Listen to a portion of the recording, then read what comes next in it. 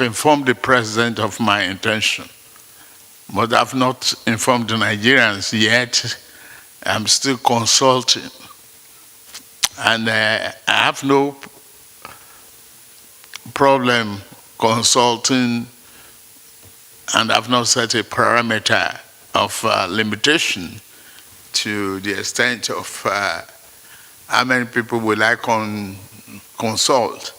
You will soon hear, all you want to hear is a categorical declaration.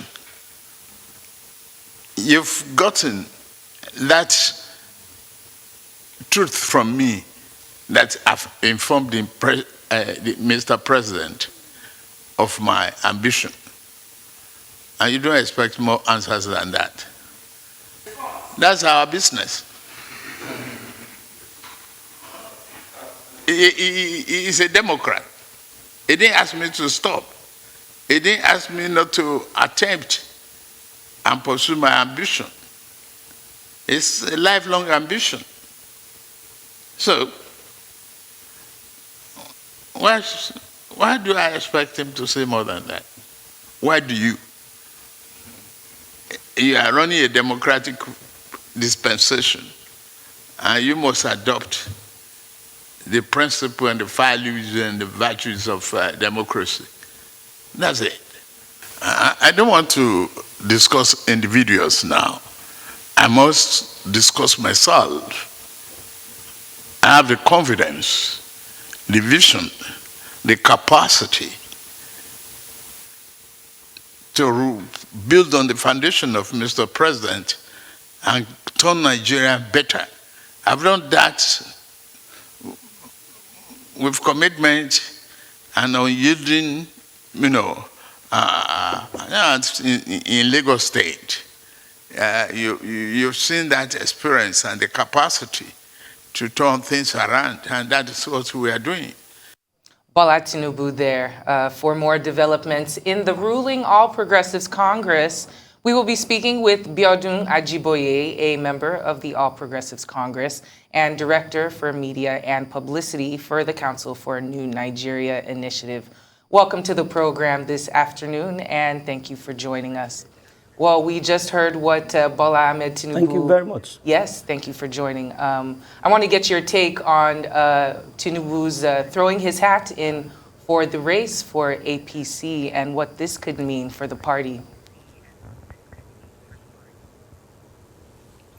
Come again so that I can get it clearly. Yes, I said I wanted to get your take on the fact that Bola Tinubu has thrown his hat in on behalf of the APC, and we actually also know that Vice President Yemi Osinbajo is also in the race. So the dynamics of these two people going up against each other for the APC ticket in 2023. Well, I think it is very simple. Asiwaju Bola Ahmed Tinubu has made his intentions known to the President of Nigeria. And by extension, the Nigerian people have heard that Asiwaju Bola Ahmed Tinubu has an intention to run for the position of President of Nigeria. Now, having said that, and with respect to the Vice President, what we have about his own interest is still in the realm of the rumors. Like a rumor, people are saying he wants to run or whatever, but we shouldn't worry so much about that until he comes out to say, yes, I want to run for the position of President of Nigeria. That is the time it becomes an information that we can worry about. So let us, for the sake of this discussion, concentrate on the person that has told the Nigerian people, I want to run. Let us begin to look at, his interests. How does it work? Is he fit? Will he be able to do it? How will he do it? All of that is what we should talk about.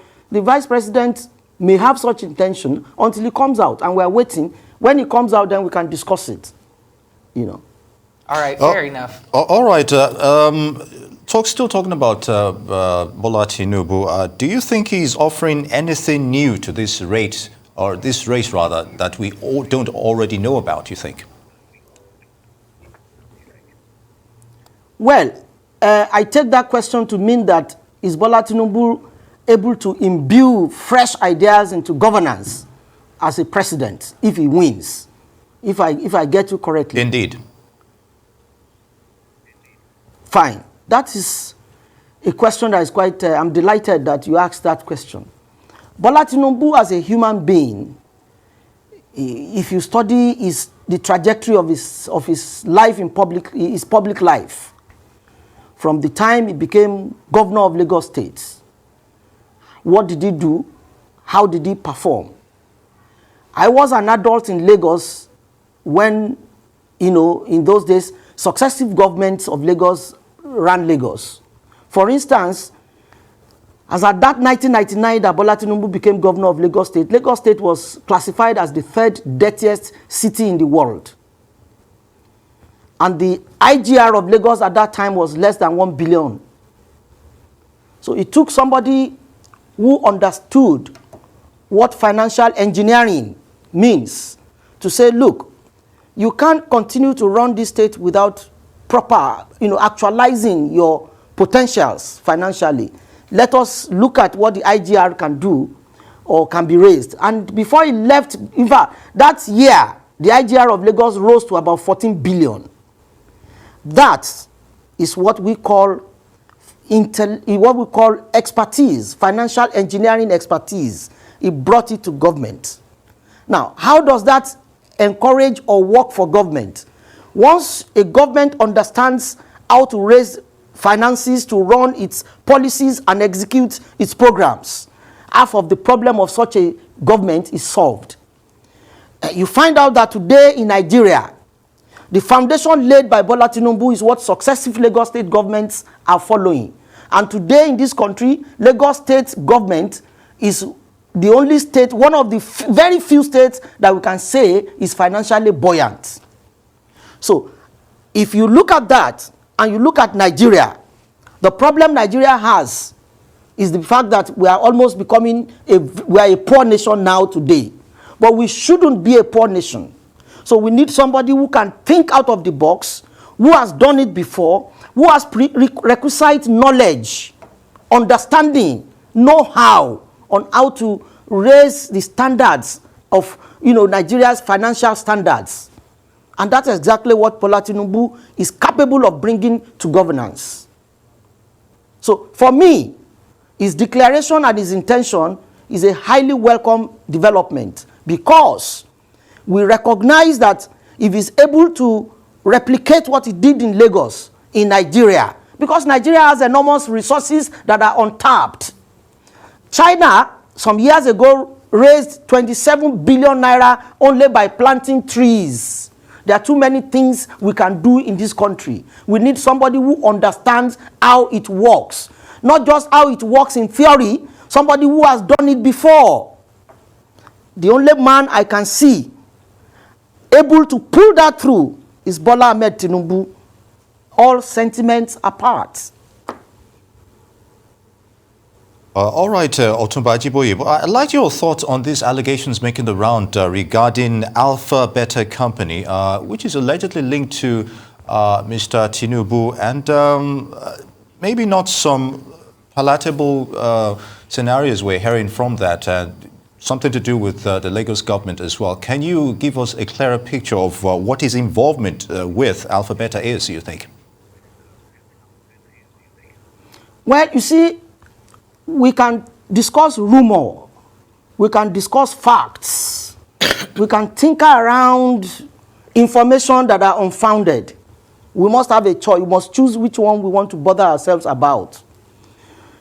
Now, that's number one. Let us even begin to see that I cannot confirm to you that he's involved in Alpha Beta, but let us even imagine he's involved in Alpha Beta. Is his involvement illegal? If it is legal, how many people have endeavored to take that illegality to try by going to court? If none, for as long as Alpha Beta has existed, it means that it's not an issue. And discussing it will mean nothing. But if it is illegal, then I'm sure people would have taken him to court on the basis of his involvement in Alpha Beta. So why are we going to be talking about it? Is it an issue actually? And again, look at what Alpha Beta has done for Lagos. Bola Tinubu has stopped being governor since 2007. All the other governors that have ruled Lagos, if they found Alpha Beta illegal, why haven't they terminated the relationship they had with Alpha Beta? So why are we going to be bothering about, what I want to regard as mere rumors peddled by haters and opposition? It shouldn't form. We're in a country where today we found ourselves in a very difficult situation. We need somebody who can take us out of this situation. Let us not begin to play too much on sentiments. Okay. And begin to look for what it does not exist. Okay, Otumba Ajiboye, thank you for that. Let's move a little bit to the other crisis that is engulfing the party right now. The convention that is supposed to be scheduled for February. It's a bit up in the air as to whether or not that will happen. Can you give me your take on the May Malai Bunai-led Extraordinary Caretaker Committee and the issues that they have with the convention being held in February? Well, we got ourselves railroaded into a problem. We got ourselves boxed into a corner. I mean, our party. We are trying to wriggle out of the problem. Well, I personally do not think that we are doing well with respect to the crisis rocking the party. It looks to me like a few people are benefiting from the crisis, and they want the crisis to balloon into pandemonium, into a kind of pandemonium. But some of us are struggling to rescue the party from this kind of catastrophe. And I can assure you, within a short while, we will resolve our crisis. It is very enjoyable to the opposition that we are in a crisis. And honestly speaking, we really do not have to box ourselves to this kind of difficulty, because the Nigerian people have given us so much opportunity, and we need to reciprocate that opportunity by making life better for the Nigerian people. So I think the party has a responsibility to put its house in order to move forward. But right now we have a crisis, and I can assure you the crisis is being resolved. The issue of convention is just enmeshed in a lot of rumor. I read today somewhere on social media that a date is being fixed for February, affirmed, affirmatively.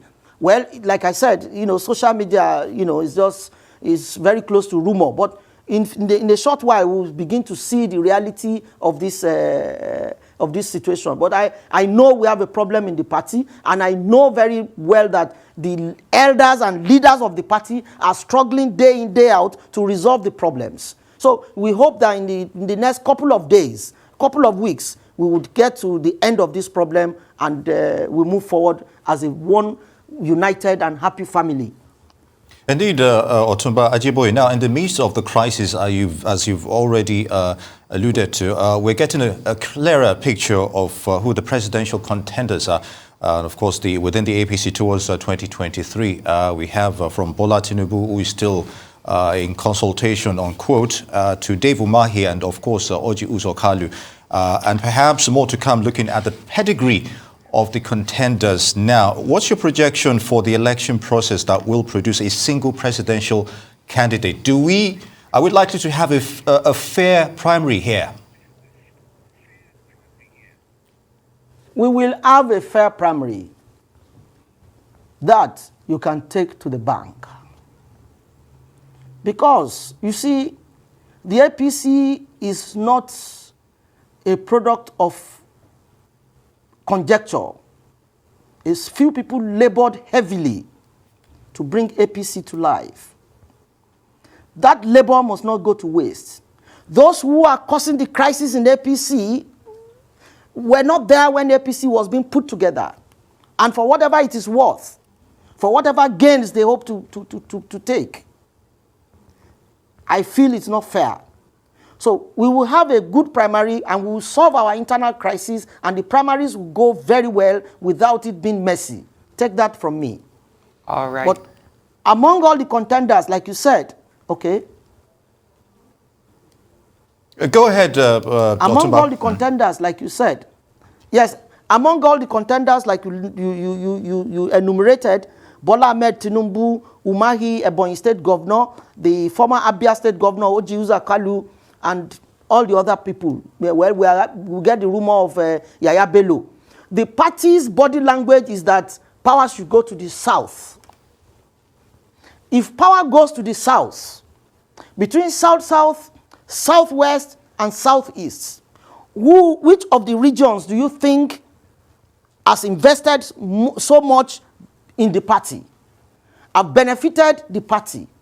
It is definitely southwest. So southwest is actually gunning to produce the candidates. All right. Southeast is claiming very good. that... Otunba Ajiboye, on that note, I'd like to thank you very much. Otunba Biodun Ajiboye, APC Chief 10 Media Publicity Director, Council for New Nigeria Initiative as well. It's been enlightening to have you with us on Newsdays. Good to have you.